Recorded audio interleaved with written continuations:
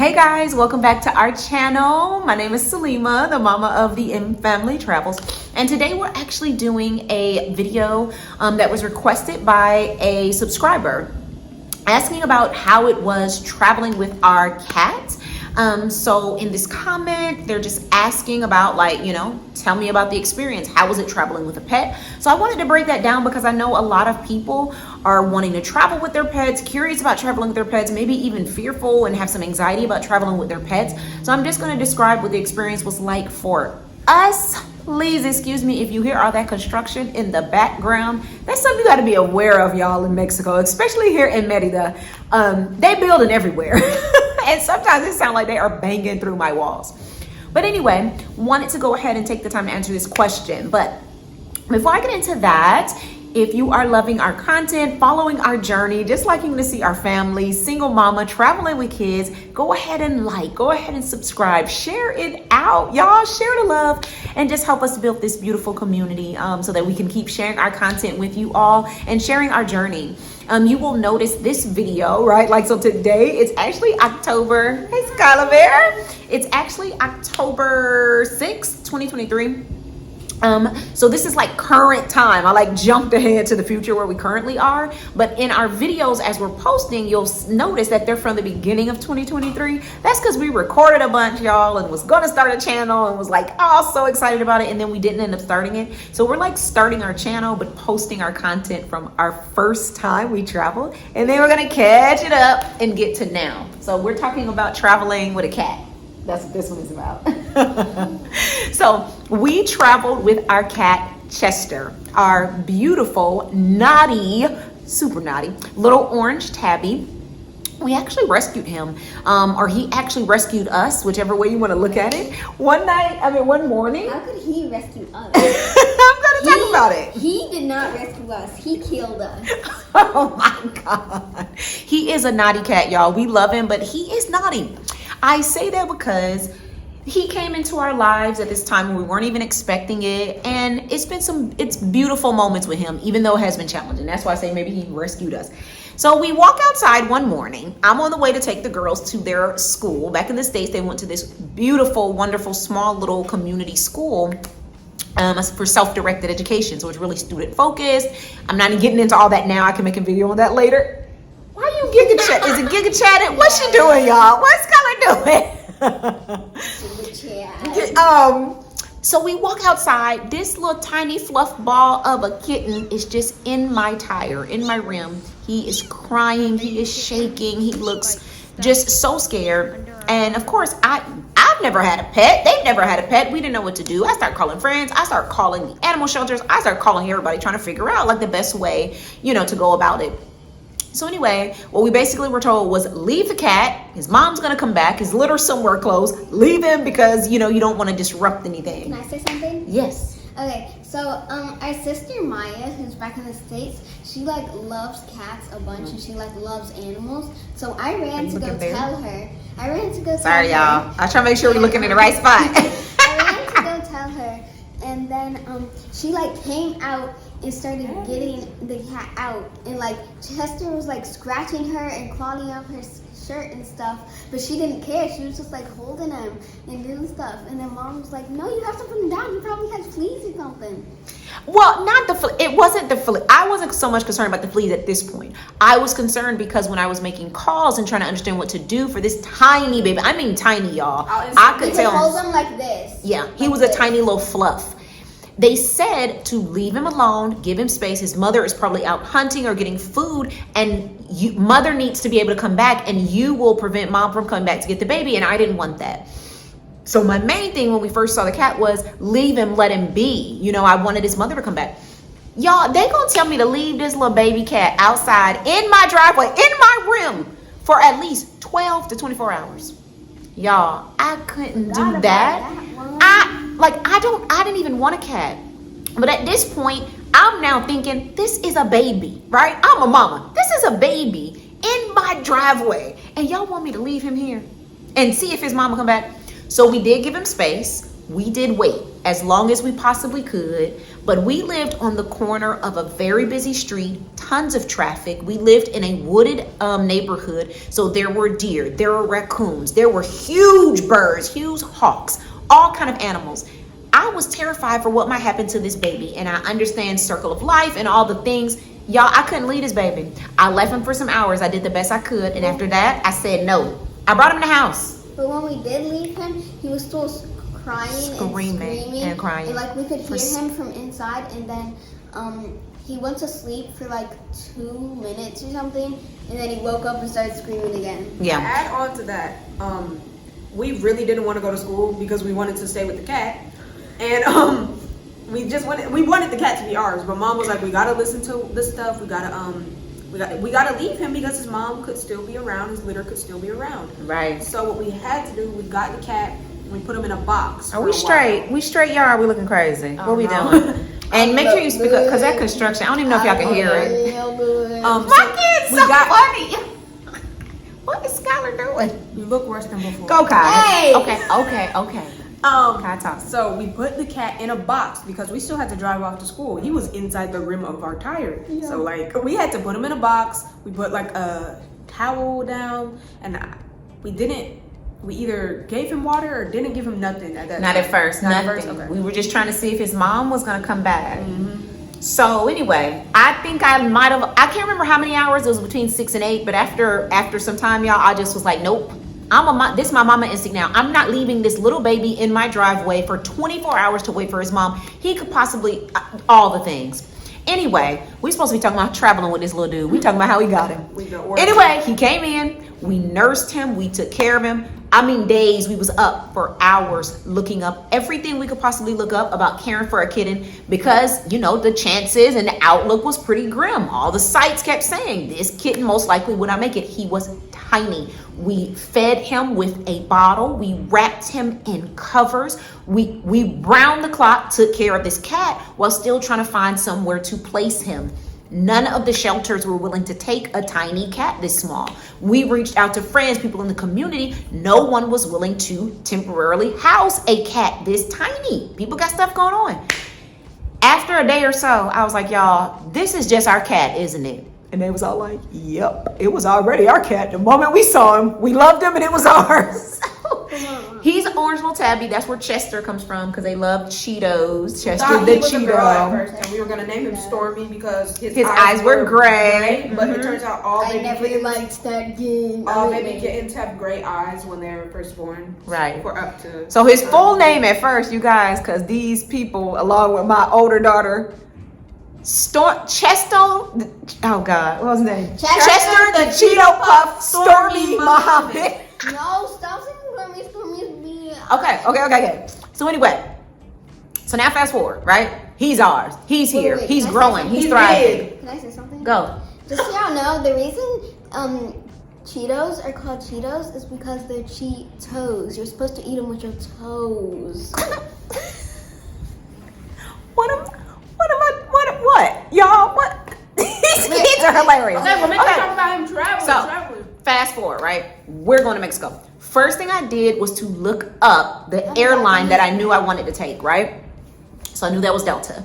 Looked up their rules and regulations online. That would be the first step. Make sure you understand, because not every airline is going to have the same rules and regulations for flying with your pet. So I looked up Delta specific. Then I said, nope, I'm not going to just go off of this website. I'm going to call and speak with a person, because I want to make sure everything I'm reading is actually verified. So I called, and I was on phone for a very long time, making sure I had everything written out. I took notes. So for Delta, of course, they have size restrictions, weight restrictions, breed restrictions. They have restrictions on how many pets are allowed in cabin. They have restrictions on the type of carrier and case that you need to have, the size, the dimensions, and all of that. So just whatever airline you're wanting to travel on with your cat, with your dog or dogs, whatever animal you have, check online, get as much information as you can. Then I would suggest calling in and speaking to someone on the phone. So I got down that yes, he could fly in cabin, because for us, him flying under cargo was absolutely not an option for us. We just was like, nope, we cannot do that. They told us the type of carrier to have, the sizes to get, that he needed to be able to stand up in it and fully do a circle. I don't know like who checks this, but he needs to have some space to move around and you know, be comfortable in there in the flight. He had to fit underneath the seat, could not hold him on our laps. It might be different for service animals, but for a pet that is not a service animal, someone get my timer. Thank you guys. He needed to have his own carrier with the proper dimensions, proper size that could fit underneath the seat. He had to be able to fly without getting food, because the thing is, with the changes in the pressure and the altitude, you actually cannot feed your pet. Now, I'm sure some people feeding them, you know, going, you know, I'm not advising this, but like sneaking in some treats or something, but you have to have your pet well fed. They have to go in their litter before boarding, because they, you know, if they catch you feeding your pet, I don't know what they would do. I don't know what really would have happened, but this is what they told me, because what if the cat gets nauseous? What if he throws up? So he had to be fed and all of that well before the flight. What we also had to do was actually register him. He had to get a ticket to fly. Now, it wasn't the cost of our ticket. And on the phone, they told me it was $200 round trip, right? For the whole thing. I verified this, y'all. I'm one of them people. I take notes. I make lists. I ask over and over again to make sure I understand. Lady on the phone, super nice, but she told me wrong. It was not $200 for the round trip. It was $200 both ways. So make sure you know that. Make sure you verify your breed, your size, all of that, because there are restrictions. We needed to have all of his documents up to date and in order. And on Delta, like, his documents could only be, gosh, I can't remember exactly how much, but they had to be up to date. Like, we couldn't take his vet records from like 6 months before. They had to be recent to the date you're flying out. And like I said, every airline is probably going to have different recommendations for this, or requirements, I should say, for this. So we had his shots all up to date, all of his vaccines, his checkup, all of that. We had to have the paperwork with us. Everything had to be updated. So we got to the airport, we checked him in there, and that's when she told me, oh, it's actually $200 both ways. And I'm like, what? I was told it was for round trip. So it wasn't. It was actually $400 to fly with Chester. So everything went pretty smooth, but you got to be prepared when you go through TSA. If you've never traveled with a pet or pets, you have to take him completely out of that carrier. And y'all, our cat is one of those naughty cats. He's super side-eye and mean, but he's also extremely nervous. So when we're going through TSA, his carrier had to go through and he had to be taken out of it. Now, I learned this after the fact, that we could have, well, I didn't learn it. In my planning, I didn't do it. There are these drops, different things you can give your pet so that they will calm and just make them be a little bit more at ease. You give it to them, you know, ahead of time, not like while you're in the airport, so they can be more chill. We didn't do that for Chester. So while his carrier had to go through the, you know, on the belt, my son Jalen had to hold him. Well, we're in the airport, it's busy, it's people all around, it's loud sounds and smells. This cat is going crazy, y'all. He is clawing Jalen's arms up, but so thankful he didn't get away. But he was trying his best to get away. He was terrified. And all of the people weren't even like looking at Jalen getting trashed up. They were like, oh, such a cute cat. Yes, everybody's going ooh and ah over your pet. It's going to be like you got a little baby with you, which I guess can be a positive and a negative, because it's like, okay, we just trying to get through. But then again, I think they kind of look the other way on some stuff because you got a little cute pet with you. So anyway, we actually got through the TSA and all of that just fine. We got to put Chester back into his carrier. We boarded just fine. Everybody oohed and awed over him. But y'all, oh my God, this poor little baby cried and yipped and yelped on that plane. It was difficult for him. And at some points, even though he's supposed to stay fully underneath the seat in front, my daughter, my oldest, Maya, Chester is like her cat, even though it's the family cat, she takes care of him and stuff. And he's actually back in the States with her now. She took him out from under that seat and set him on her lap and talked to him in a soothing voice and let him know it was going to be okay. Because it was hard for him. And that's something to consider with your pets. This is something that's going to be hard on them, right? It's not just going to be this easy transition. Not necessarily. Maybe some pets do perfectly. Some pets do fine. So we landed here in Mexico. All was well, right? But we did have to actually declare him in customs, right? I think it's customs, but we had to declare him. So I had to take him in this separate room. The kids couldn't come in. The door had to be closed. Again, they had to take Chester out of his carrier and physically examine him. And they asked me all these questions about his size, about his weight, about any fleas, about anything. And they're asking all these questions. Chester's squirming and going nuts. I'm trying to hold him in place while the woman is looking in his ears, looking at his mouth. He's trying to bite her. Like it was kind of intense.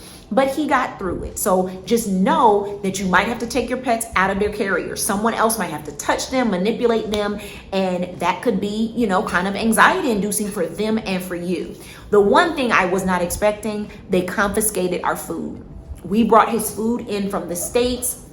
I had read about what you could and couldn't bring on the plane, and thought that everything was fine. But when they asked if we had food, I said, yes, we did bring a small amount of food with him, to like last us for, our first, few days or week here. And she was like, I need to see it. She kept asking me over and over if it was, I can't remember, pork or something. And I kept telling her, no, this is chicken, right? Like, wasn't it chicken? Yeah, it was like and chicken she kept like smelling it and looking at it and said multiple times, like, is this, dang, I can't remember now, pork or something. And I'm not sure what the problem was, but I kept assuring her, no, this is chicken. She took the whole bag, y'all. She was like, nope, you cannot bring this into the country. I will leave you a small handful for you to last a couple of days, but you have to buy food here. That part I didn't know, didn't realize. And that's about it. So checking in with your airline first, knowing what their requirements are, not just relying on what's on the website because maybe they haven't updated. Calling in, and y'all see, even though I called, I still got misinformation and ended up paying double what I was told to fly him.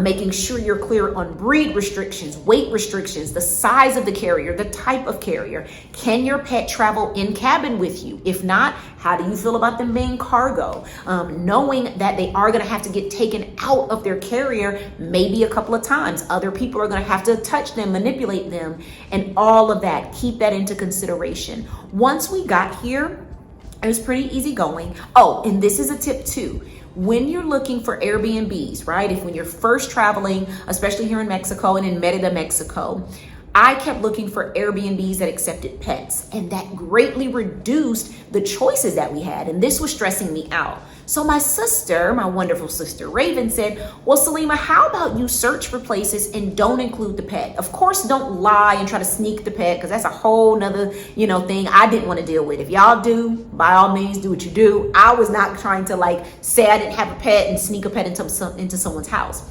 But my sister suggested looking for Airbnbs and not saying we had a pet. Then reaching out if I found one that I liked and just asking them. Some Airbnbs will say no pets allowed, but the place that we found that we loved, one of the places that we really, really loved, this beautiful home we stayed in for about a month, they said no pets were allowed.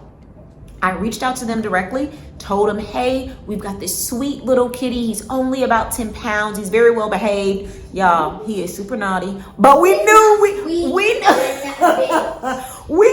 could keep him together and make sure he didn't mess anything up. That we knew. We have to keep an eye on him, keep a watch on him. It can be a little bit of, stressful with Chester because he just out there, y'all. This kitty want to be all over the place. And he's not one of them kitties that want you to sit and rub him. And he's not a lap cat. Unless he wants you to. Unless he wants something. If So you try to pet manipulative. him and he doesn't want you to, he'll be like, and then Oh my start God. He biting gives you us and the scratching you. stink But eye then all the if time. you don't give him attention, he'll get mad and then attack you again. Toxic relationship, y'all. That's what this cat is, Chester. So anyway, they actually said yes. Even though in their listing they said no pets. We reached out. We were honest. Told him that we would be responsible for everything. He had a scratching post. He had toys. We would watch him. And they end up letting us rent the place, even though in the listing it said no pets. So that's just a tip as far as Airbnb. Reach out to places, even if they say no pets. See what they say. They might be willing to work with you. Let us know what questions you have about flying with the pet, preparing your pet, how it was, traveling with our pet, and all of that. Leave us a comment below. Go ahead and like, subscribe, share this out so we can continue sharing our content and sharing our journey with you guys. Is there anything else, girls, that I'm missing? Bye. No, I don't think so. I think that's it. Yeah, pretty much it. That's pretty much it. All right. So we hope you guys enjoyed this. Hope that it gave you some information. And it's really, really helpful. We'll see y'all on the next one. Bye. Chester's a 90 piece of poo.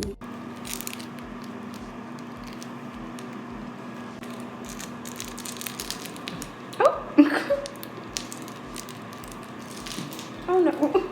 You keep on falling, boy. You keep on falling. Do not jump on me.